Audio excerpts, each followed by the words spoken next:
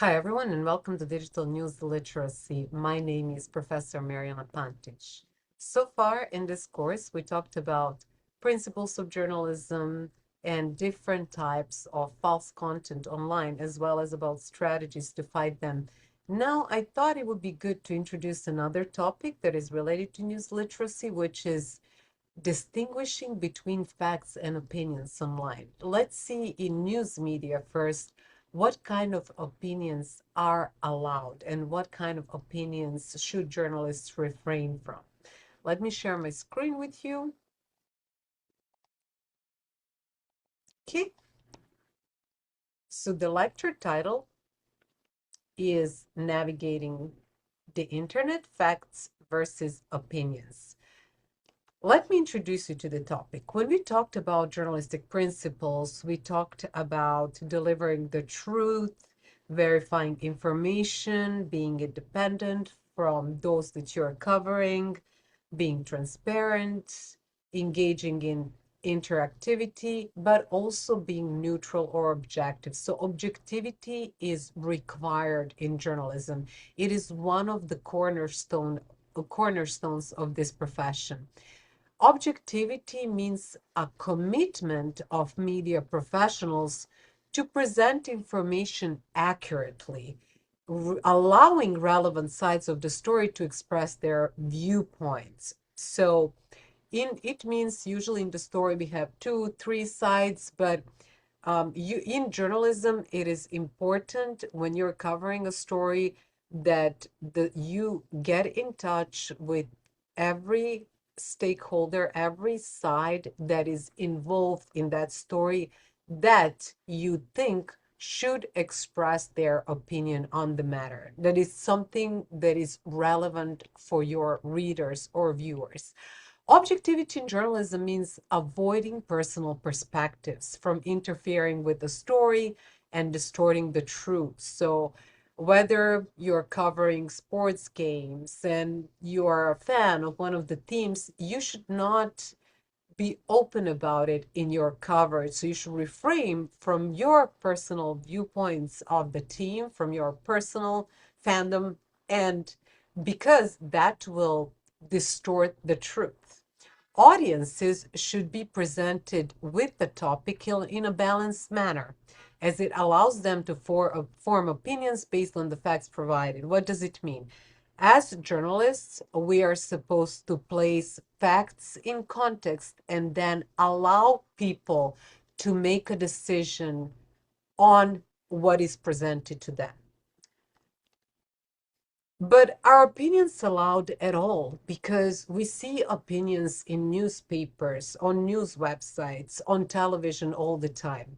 Usually, we as journalists, when we're writing news reports, we are seeking opinions from experts, from people involved in that issue, an event, and so on.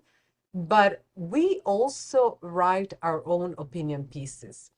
There are in news media, you will see pieces that show bias toward causes, policies, or political views. When it comes to general news articles, this is problematic because when they're reporting the news, journalists are expected to be objective. But there is this area of journalism where opinions are allowed, and that is called opinion journalism. In this area, expressing opinions is desirable, not frowned upon. Again, when it comes to news articles reporting on from uh, president's press conferences or reporting from the House of Representatives, sports games, reporting from protests, reporting from diverse other events. Journalists, when they're delivering the news, they're expected to be neutral, not taking any sides. But in opinion journalism, they're allowed to express their opinions. So now let's see what kind of forms of opinion journalism are out there and how do we recognize them. There are four forms of opinion journalism that I identified in my book based on the scholarly research that I covered while I was writing the book about digital news literacy. They include editorials, opinion columns, op-eds, and letters to the editor. Now, looking into editorials, they are also referred to as leading articles. Editorials basically represent the voice of a newspaper. They're usually written at the beginning and they're crafted with elements of opinion that represent the newspaper's position on a particular matter. You're probably familiar with this, but in the United States, something that you are not likely to see in Europe, but in the United States, there are editorials that even endorse candidates, political candidates, to offer guidance to readers on who to vote for. Now, at this point, I thought that it's a very uh, American thing, I would say, to have newspapers with editorials where they take a stance on elections. And as we talked about the issue of objectivity in journalism, I want you to do this exercise in which you would reflect on whether US newspaper editorial boards should endorse or not political candidates. Write a brief essay of about 250 words stating your opinion and two reasons supporting it. Then you need to post this under editorial endorsement. So this is your exercise. Maybe I'll have one more for you. So just stay with me and I will cover three more forms of opinion journalism. Another form is opinion columns. So unlike editorials that basically represent this institutional voice, so this is the stance of our news organization. In case of opinion journalism, they actually represent a product of a journalist who works for the organization that published them. Opinion columns are frequently, not necessarily, but frequently written in the first person, and they do not reflect the news organization's position on the issue. They actually reflect personal viewpoints of a journalist. These opinion columns cover a wide range of topics from politics to fashion, and you will find some examples in my book.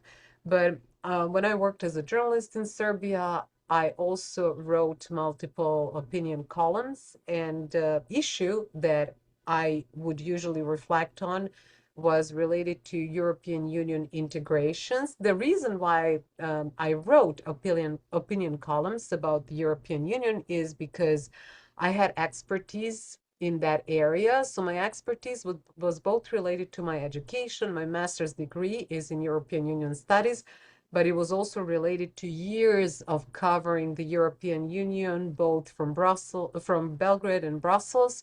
So I had enough expertise to form an opinion about certain events and issues related to Serbia's integration into the European Union.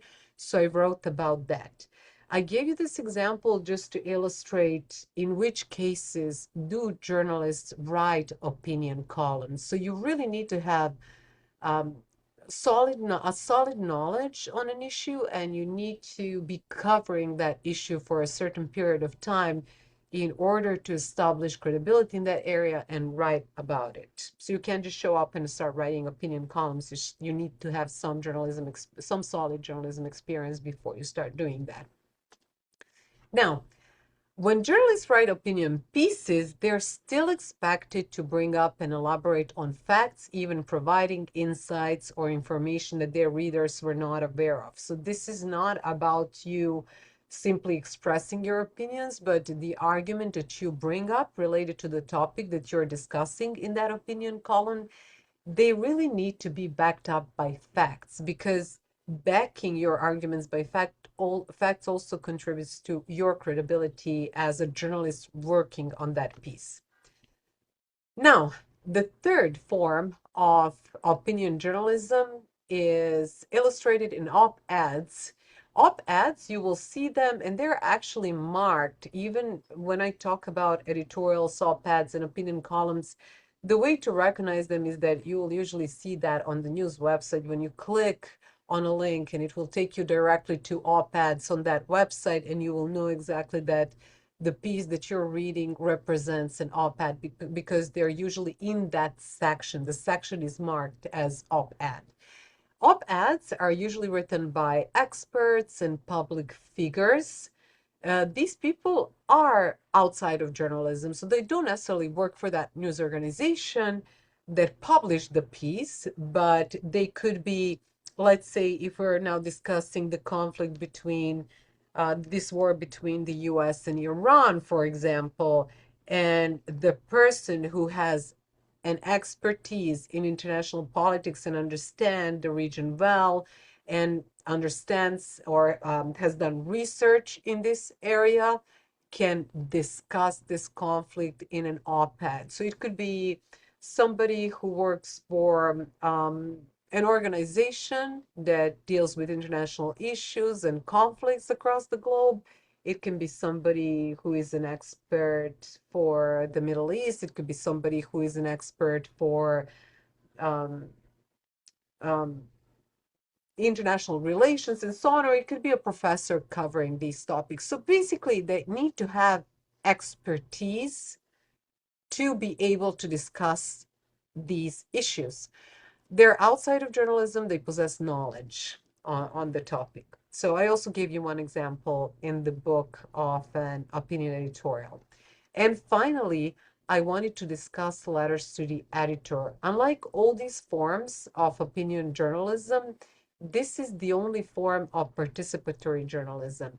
Letters to the editor represent the voice of the people. And in my book, when I discuss participatory journalism, I actually mentioned letters to the editor as one example of participatory journalism that existed prior to the digital era and all these tools that are now available to us to spread information, to interact with news organizations, to reach out to a wider audience.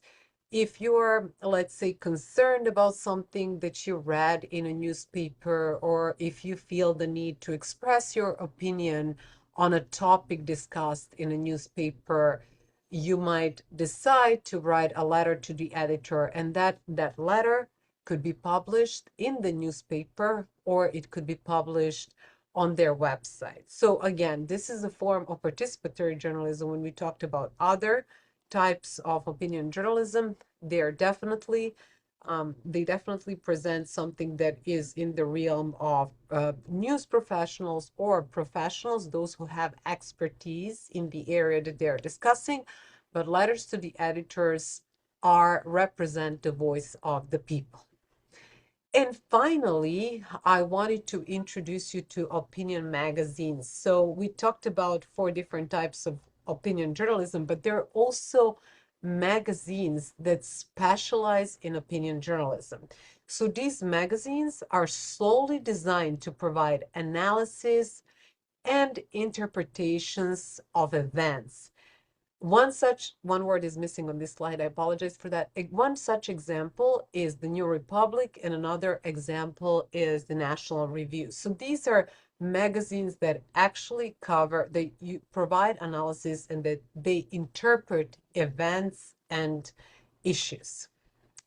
Okay, in this brief lecture, we discuss 4 types of opinion journalism. They include editorials. Editorials represent the voice of the institution that published that piece. Opinion columns represent the voice of the journalists who published the opinion column. Op-eds represent the voice of the people who are experts, who have knowledge in a certain area that they're discussing. Letters to the editor are the voice of the people, and opinion magazines specialize in analysis and commentary. And some of these examples include the New Republic and National Review. This is my reference for today. Thank you very much for listening. And if you have any questions or concerns, you can find me. You can either email me or find me on Platform X. Okay. Thank you again and have a great week. Bye-bye.